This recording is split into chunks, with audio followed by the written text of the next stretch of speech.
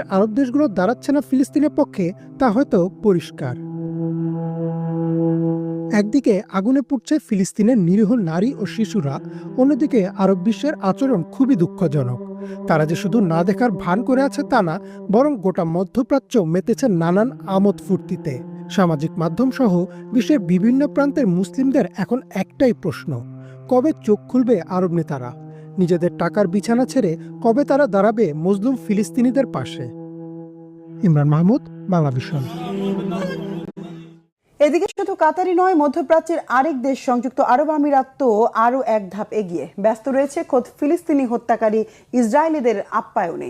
মুসলিম বিশ্ব যখন ফুঁসে উঠেছে গাজা আগ্রাসনের বিরুদ্ধে, তখন আবুধাবিতে জাঁকজমকপূর্ণ নানা আয়োজনে ইসরায়েলের পররাষ্ট্রমন্ত্রীকে বরণে ব্যস্ত আমিরাত সরকার।